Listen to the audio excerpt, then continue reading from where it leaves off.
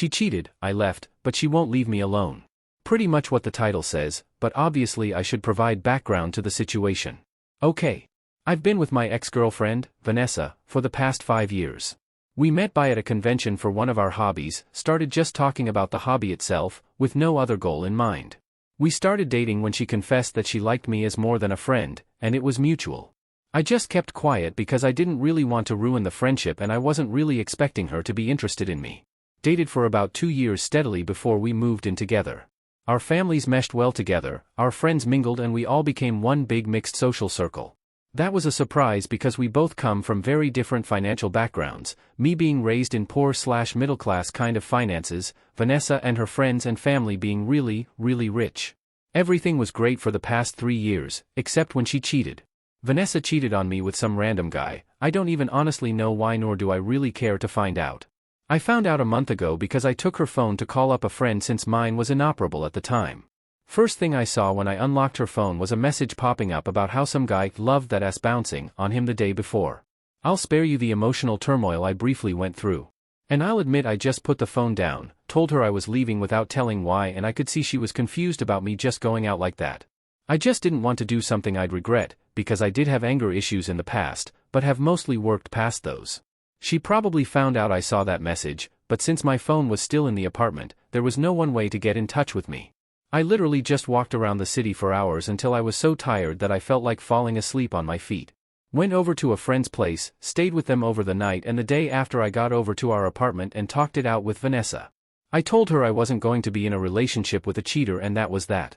I didn't ask for details, how it happened, who exactly the other guy was, I just wanted to go away from it all.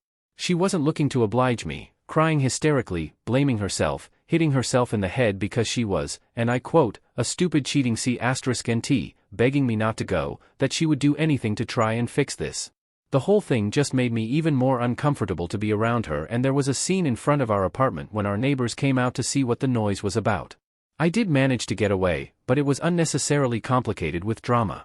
She made her choice to fuck someone else, I made mine to break up because I don't want to be with a cheater. I managed to take away most of my things from the apartment when she wasn't there and hoped that would be that. But if it was, I wouldn't be here now.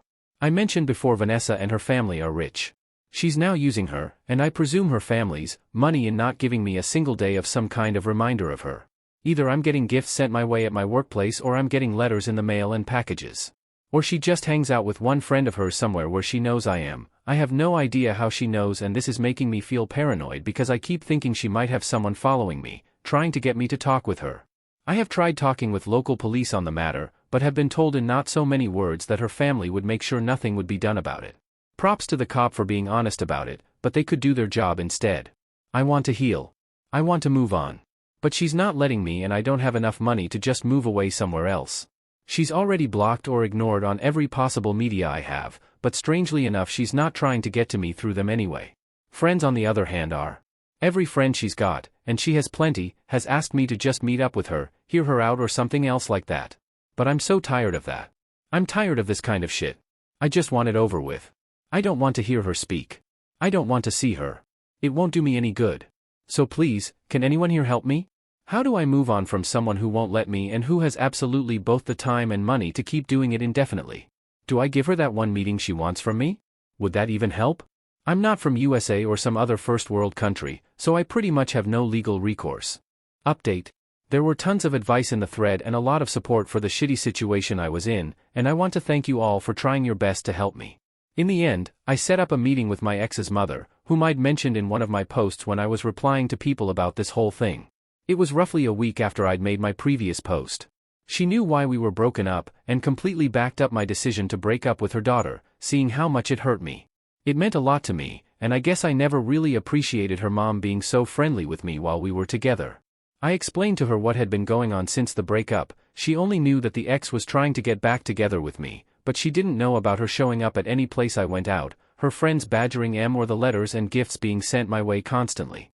I came close to tearing up because of how much support she showed me at the time. At one point she even hugged me and kissed the top of my kid like I was a little kid again. I felt both embarrassed and grateful. I just wanted space and time to heal from this shit, and I think she understood as much. All in all, after we got that out in the open, she promised me she would get her daughter back into line, to leave me alone and stop harassing me. We talked a bit some more after that, but went our own ways soon after. The ex's harassment continued for a day or two and then it completely stopped. No messages, no calls, no sudden appearances where I was hanging out or anything. 3 weeks out and nothing from her so far. It's been bliss. It's like this huge weight just rolled straight off me, it's easier to breathe and I'm not even looking at the door of someplace I'm hanging out at to see if it's the ex or one of her friends. I didn't even notice that myself, my friends were the ones who brought it up to me. So yeah, this is 1,000 times better than what it was like before. I did talk with my ex's mom one more time over the phone and I thanked her for whatever she did with her daughter, and she was saying it was the least she could do. Near the end of the conversation, she said it would probably be for the best if we didn't speak anymore, it would let me fully move on from this, but that she was sorry it had come to this and that they, her and her husband, wouldn't see me coming over for Christmas. We said our goodbyes and that was that. So that's it, the harassment stopped, I'm feeling great and life's really looking better nowadays. One more time, thank you all guys and gals for trying to help me out from the shitpile I found myself in.